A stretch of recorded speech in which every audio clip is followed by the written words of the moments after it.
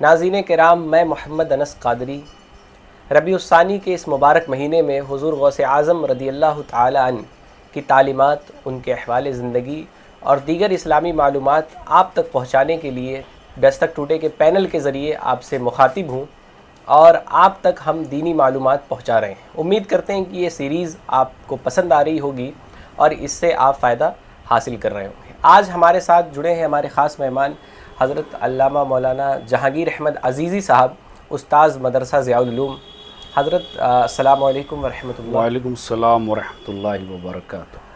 ہم آپ کے بڑے مشکور کہ آپ یہاں تشریف لائے۔ حضرت ناظرین کرام کی اس بابت رہنمائی فرمائیں کہ کرامات اولیاء، کرامت ہے کیا، اس کی تعریف کیا ہے، اور پھر اس کے بعد کرامات کے متعلق اسلامی عقیدہ کیا ہے، ہمیں کیا عقیدہ رکھنا چاہیے کرامات کے متعلق۔ السلام علیکم ورحمۃ اللہ وبرکاتہ۔ میں ایک بار پھر شکریہ ادا کروں گا دستک ٹوڈے کی ٹیم کو، انہوں نے ایک بار پھر قوم کی رہنمائی کے لیے اور اسلامی تعلیمات کو گھر گھر تک پہنچانے کے لیے مجھ کو دعوت دی۔ میں اس بات کا شکریہ ادا کرتا ہوں۔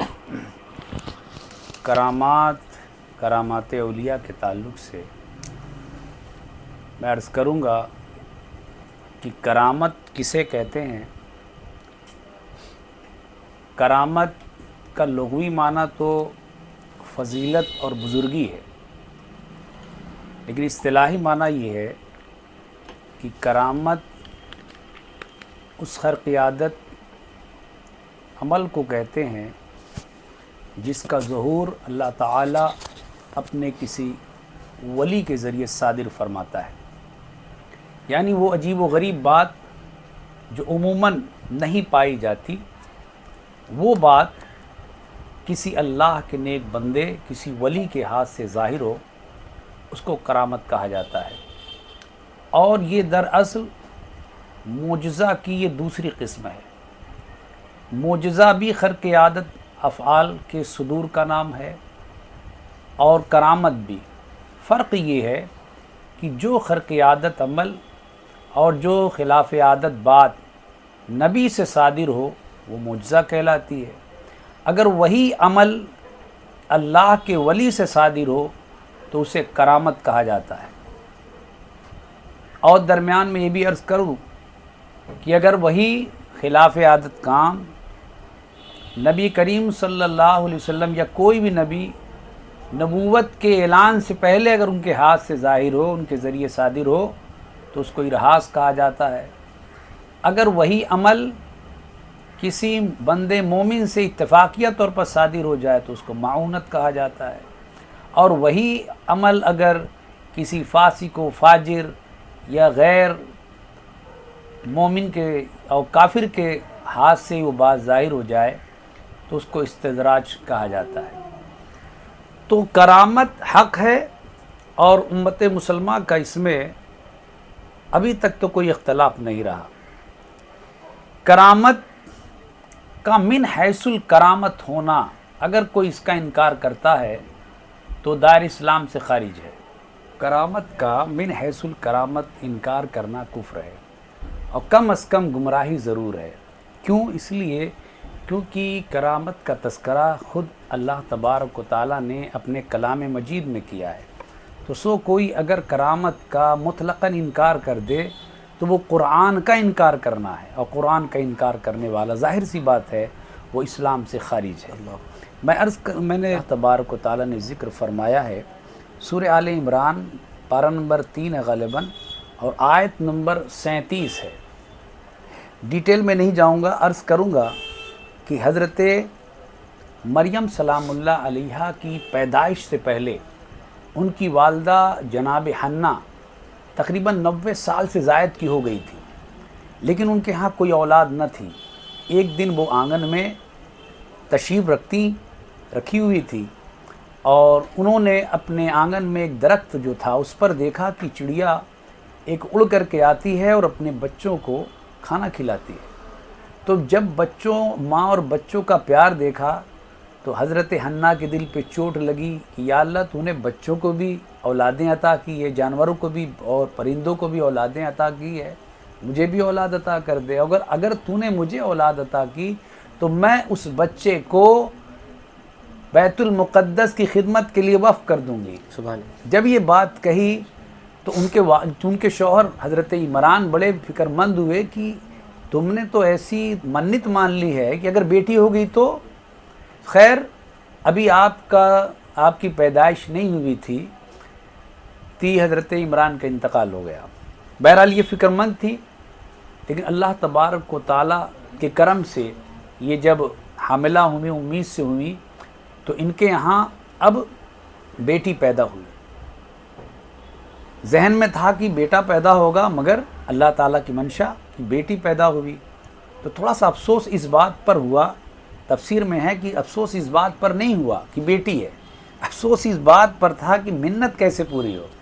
اب وہ بیت المقدس میں 300 کچھ گھر ہیں، اس گھروں میں جا کر کے لڑکے ہی رہتے ہیں۔ اس زمانے میں تھا کہ بیت المقدس کی خدمت کے لیے لڑکے ہی مامور تھے، اور جو لوگ بھی منتیں مانتے تھے وہ سب کے سب لڑکوں کے لیے کہتے تھے۔ یہاں لڑکی پیدا ہو گئی تو فکر لاحق ہوئی کہ اس بچی کو کیا کیا جائے، کیسے منت پوری کی جائے۔ تو علماء 9 یا 7 علماء کے درمیان اس بچی کو پیش کیا گیا، جس کے بارے میں خود اللہ تبارک و تعالیٰ نے فرمایا کہ لیس الذکر کالانثیٰ، یہ ایسی لڑکی ہے کہ جیسے لڑکے بھی نہیں ہیں، یہ اتنی پاکیزہ ہے۔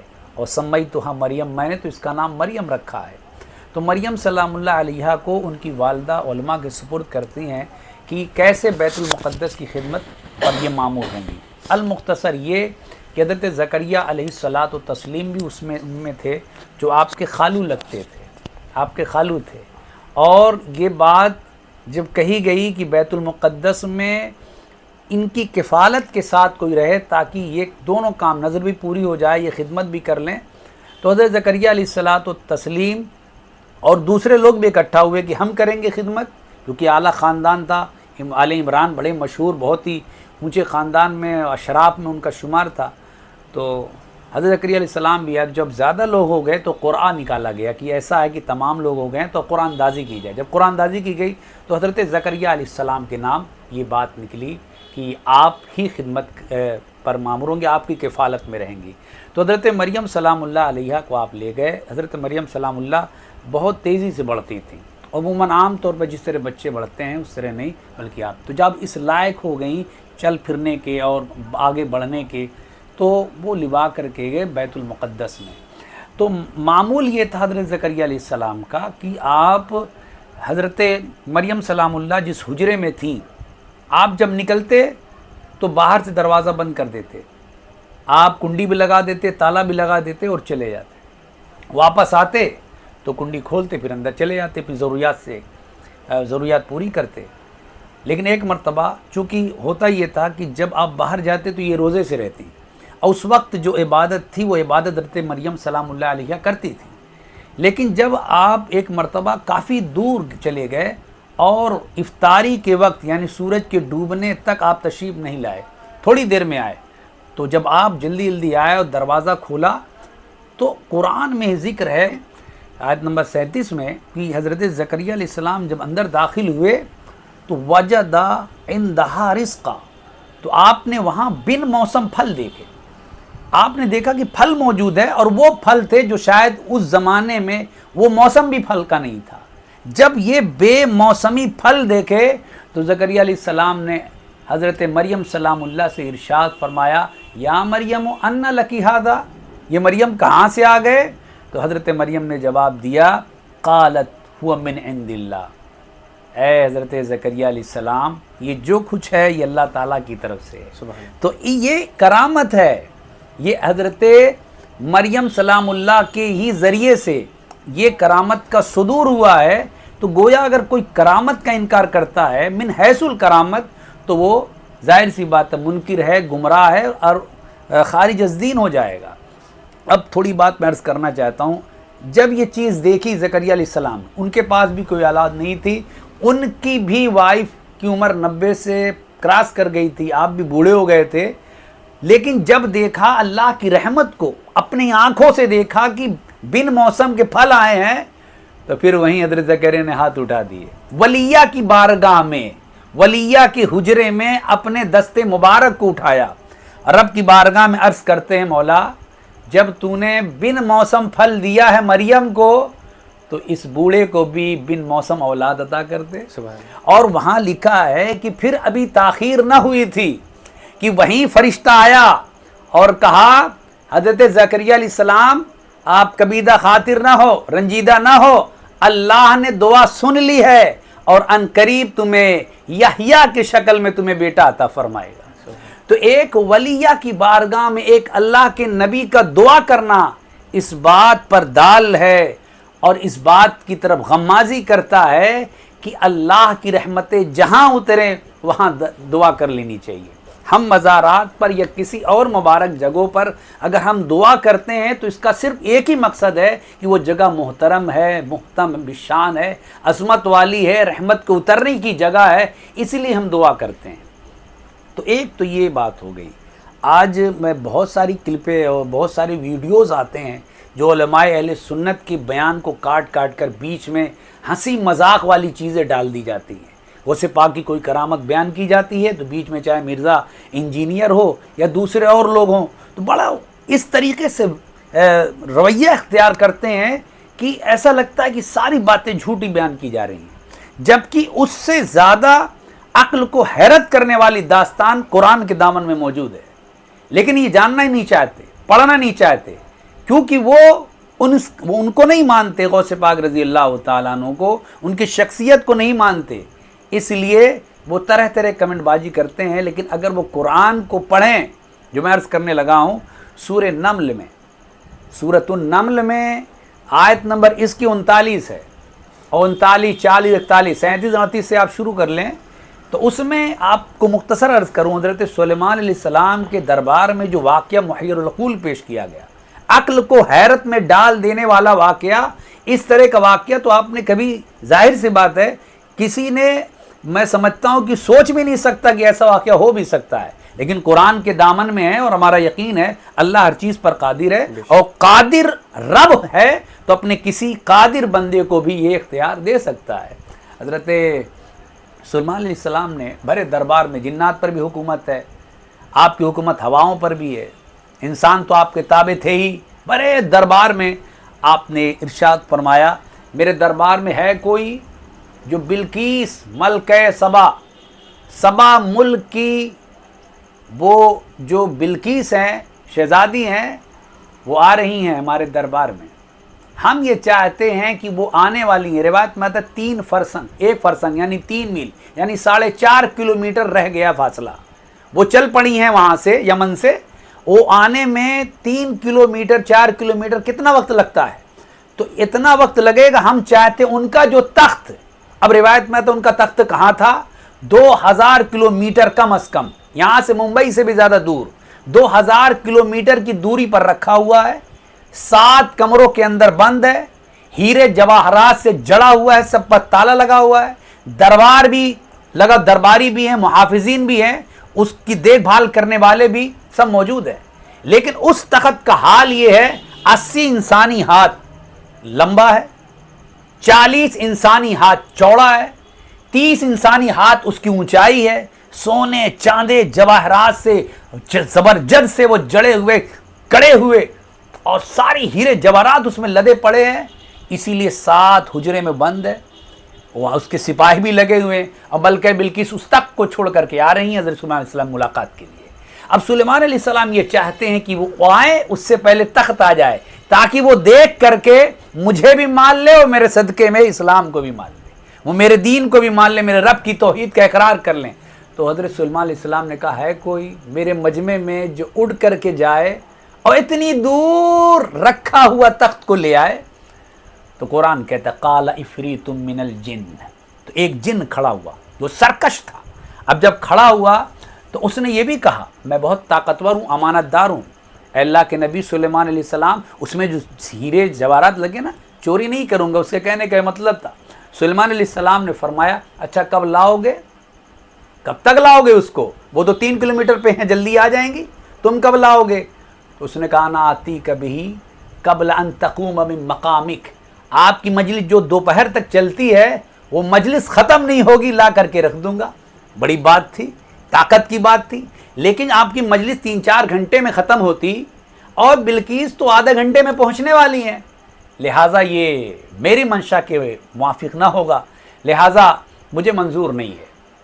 تو سلیمان علیہ السلام نے کہا تم بیٹھ جاؤ۔ اب پھر فرمائے گی ہے کوئی جو اس تخت کو اس سے پہلے لے آئے، بلقیس کے تخت کو؟ تو اب قرآن کہتا اب کون کھڑا ہوا؟ قال الذی عندہ علم من الکتاب، اب وہ کھڑا ہوا جس کے سینے میں کتاب کا علم تھا۔ اب کتاب کے بارے میں ہے کہ زبور تھی یا توریت رہی ہوگی، دونوں کتابیں تھی، چونکہ کچھ وہاں پر نصیحت کی کتابیں تھی اور توریت مسائل کی کتاب تھی، تو دونوں کتابیں مان لیتے ہیں۔ تو علم من الکتاب، علماء نے بڑی بحث کی، من دو تبعیضیہ کے لیے، یعنی کتاب پوری نہیں جانتا تھا، علم من الکتاب، کتاب میں سے کچھ جانتا تھا، اس میں اعظم جانتا تھا، وہ کھڑا ہوا۔ اس کے بارے میں اکثر مبصرین بلکہ اتفاق ہے، واسف بن برخیہ رحمۃ اللہ تعالی علیہ جو آپ کے صحابی تھے، جو آپ کے وزیر تھے، وہ کھڑے ہو گئے۔ تو آپ نے فرمایا اچھا تم انسان ہو آصف، تم یہ بتاؤ یہ جن تو 3-4 گھنٹے میں لے آئے گا، آپ کب لاؤ گے؟ اس نے کہا، عاصم بن برقیہ فرماتے ہیں، عرض کرتے ہیں انا آتیک بہ قبل ان یرتد الیک طرفک، اے نبی سلیمان علیہ السلام آپ کی پلک بعد میں جھپکے گی، تخت پہلے لا کر رکھ دوں گا۔ سلیمان علیہ السلام نے، اور پھر قرآن کہتا فلما رہا، پھر حضرت سلیمان علیہ السلام جیسے اجازت مانگی آپ نے اجازت دی، سلیمان علیہ السلام نے دیکھا تو تخت رکھا ہوا تھا۔ سبحان، اتنا محیر العقول، اتنا بڑا بھاری بھرکم تخت کو اٹھا لائے۔ میں ان سے کہنا چاہتا ہوں جو درمیان میں ویڈیو کاٹ کر کے ایڈٹ کر کے علماء اہل سنت پر تنقید کا نشانہ بناتے ہیں، ذرا اس قرآن کے دامن میں جو کرامت ہے اس کے بارے میں کچھ کہہ کے دیکھ، تجھے معلوم ہے کہ جیسے اس پر کوئی حرف کروں گا تو اسلام سے خارج ہو جائے گا۔ تو حضور غوث پاک رضی اللہ تعالیٰ عنہ کے مرتبے اور مقام پر تو انگلی اٹھاتے ہوئے شرم نہیں آتی؟ وہ بنی اسرائیل کے تھے، سلیمان علیہ السلام کے امتی کا حال یہ کہ وہ قرآن نہیں توریت و زبور پڑھنے والے کا جب یہ حال ہے تو پھر امت محمدیہ میں اس غوث پاک کا حال کیا ہوگا جس کے سینے میں قرآن کی تعلیم تھی؟ رسول اللہ کا جو امتی ہے پھر اس امتی کا حال کیا؟ اس کی طاقت کا اندازہ کیسے لگایا جا سکتا ہے؟ تو لہٰذا کرامت حق ہے، اور کرامت کا من حیث انکار کرنا یہ کفر ہے۔ اگر کوئی شخص، حدیث پاک میں بھی کرامات کا تذکرہ ملتا ہے، اس کا انکار کرنا بھی گمراہی ہے۔ ہمارے بزرگوں کا اگر کسی نے انکار کر دیا تو اسلام سے خارج تو نہیں ہوتا، لیکن محروم محروم محروم ضرور ہے۔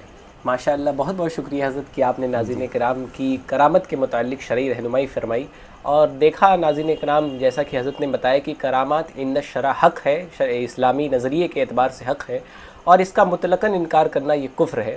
اور جو لوگ اس کا ہنسی مذاق اڑاتے ہیں ایموجی وغیرہ کے ذریعے، ویڈیو ایڈیٹنگ کے ذریعے، تو یہ بھی ایسی چیز ہے جو انسان کو گمراہی کے دہانے پر لے جا سکتی ہے کہ اسلاف بیزاری اور اسلاف کا مذاق اڑانا یقیناً انسان کو گمراہ کرنے کے لیے کافی و وافی ہے۔ حضرت میں آپ سے دوسرا سوال یہ پوچھنا چاہوں گا کہ یہ کرامات جو ہوتی ہیں، خلاف عادت چیزیں یہ وقوع ہوتی ہیں، تو ان کا مقصد کیا ہے؟ کیوں اس طرح کے افعال پر قدرت اللہ تعالیٰ اپنے مخصوص بندوں کو عطا فرماتا ہے؟ جی یہ بھی بہت ہی پیارا سوال ہے۔ دراصل یہ وہی مقصد ہے جو نبی جب اپنے معجزات دکھاتا ہے، جو مقصد وہاں تھا وہی مقصد یہاں ہے۔ نبی اپنے معجزات اس لیے دکھاتا تھا، اس لیے نہیں کہ وہ ان کو پہچانا جائے، ان کی ذات کو مانی جائے، اس لیے نہیں۔ نبی جب کسی معجزہ کا صدور کرتا ہے، یعنی اللہ تعالیٰ جب کسی نبی کے ذریعے معجزات کا صدور فرماتا ہے، تو اس کا مقصد یہ ہوتا ہے کہ اس دین کو جانے، اس نبی کو پہچانے اور اللہ کی توحید کا اقرار کرے، اس کے مذہب کی اور اس کے دین کی سچائی کے لیے معجزے کا ظہور کیا جاتا تھا۔ وہ نبوت کی سچائی اور رسالت کی صداقت کے لیے یہ معجزات کا ظہور ہوتا تھا۔ ایسے ہی اولیاء کرام ہیں، اولیاء کرام کے ہاتھوں سے اور ان کی زبانوں سے، ان کے ذریعے سے جو کرامات کا صدور ہوتا ہے، اس لیے نہیں ہوتا کہ ان کو پہچانا جائے، اس لیے ہوتا ہے کہ ان کے ذریعے ان کے اسلام کو پہچانا جائے، اور یہ ایک دعوت ہوتی ہے، مانسک طور پر، ذہنی طور پر، عقلی طور پر ظاہر کیا جاتا ہے کہ دیکھو جب ہمارے اندر یہ طاقت ہے تو اس دین کو مانو نا، اس رب کو مانو جس نے ہمیں یہ طاقت عطا کی ہے. تو ہم سچے ہیں اس لیے یہ باتیں ہو رہی ہیں، لہذا اس سچے دین کو مانا جائے. اسی لیے کرامتوں کا ظہور ہوتا ہے. اور کرامت کے بارے میں یہ ہے کہ نبی کو کے لیے تو ہے کہ وہ دکھائے، لیکن اولیاء کے لیے بالکل یہ جائز نہیں ہے کہ اولیاء کرام کرامت دکھاتے پھریں. ہاں جب ضرورت آن پڑے تو وہ دکھائیں گے، لیکن ضرورت نہیں ہے تو اس سے منع کیا گیا. لہذا اولیاء کرام اس لیے کرامتوں کا ان کے ہاتھوں سے اس لیے ظہور ہوتا ہے تاکہ بندہ دیکھ کر کے ان کے دین کو ایکسیپٹ کرے، ان کے دین کو مان لے کہ اتنا سچا دین ہے. اور یہی وجہ ہے جب ضرورت پڑی ہے، جب لوگ قول سے نہیں بات مانتے، بات سے بات نہیں مانتے، تحریر سے نہیں بات مانتے، تو انہیں کرامت دکھائی جاتی ہے، انہیں کرامت کے ذریعے دین کی طرف مائل کیا جاتا ہے. جیسے نبی کریم علیہ السلام کفار مکہ جب ایمان نہیں لاتے یا انہوں نے کچھ باتیں پیش کی، ہمیں کرامت، ہمیں معجزہ دکھائیے، تو آپ نے معجزہ دکھایا. ایسے ہی ہمارے بزرگان دین ہیں کہ جب کوئی نہیں مانتا، بالکل انکار کرنے پر تل جاتا ہے یا عقل پر پردہ پڑا رہتا ہے، تب جا کر وہ کرامتیں دکھاتے تھے تاکہ وہ سمجھ لے کہ ہم جس کو مان رہے ہیں وہ دین سچا ہے اور اس دین کا خدا سچا ہے. تو اے انسان تو بھی آ جانا جہاں ہم ہیں. بس اس پر ایک عرض کروں گا، حضرت بہاؤالدین نقشبند رحمۃ اللہ علیہ، کیا ہوتا ہے کہ جب کوئی غیر ہوتا ہے تو کیسے جلدی سے اسلام میں کنورٹ ہوتا ہے، کیسے دین کی سچائی کی صداقت کی گواہی دیتا ہے. شیخ بہاؤالدین نقشبند رحمۃ اللہ تعالیٰ علیہ جب گلی سے گزرے چند نوجوانوں کے ساتھ، اپنے مریدین کے ساتھ جب گزرے، تو راستے میں غیر مسلم جو مٹی کا توند بناتا تھا، وہ جو کہار تھا، اور کہار آپ سب جانتے ہیں وہ مٹی کے پیالے بناتے ہیں، تو لکڑی وہ مٹی لے کر کے وہ اس نے چکی پر ڈالا ہوا تھا، مٹی کو گیلی کر کے، اور چکی چلاتا، ہاتھ یوں کاریگری دکھاتا، اپنا ہاتھ بناتا تو یوں سراہی بن جاتی، پھر وہ مٹی لگاتا، پھر ایسے میں تو پھر وہ بدنہ بن جاتا، گھیلی بن جاتی، اور گھڑا بن جاتا، پھر گلاس بن جاتا، کپ بن جاتا، پیالی بن جاتی، گلک بن جاتی. وہ ساری حضرت بہاؤالدین نقشبند رحمۃ اللہ علیہ دیکھ رہے تھے کہ یہ کاریگری دکھا رہا ہے. اتنے بھی آپ کو بھی تھوڑا سا جلال آیا اور آپ نے ایک ضرب لگائی، کھڑے تھے، ایک ضرب لگائی، اللہ، آپ نے جیسے اللہ کی ضرب لگائی تو دیکھا لوگوں نے اپنی آنکھوں سے کہ مٹی کے ہر برتن پر اللہ اللہ نقش ہو گیا تھا.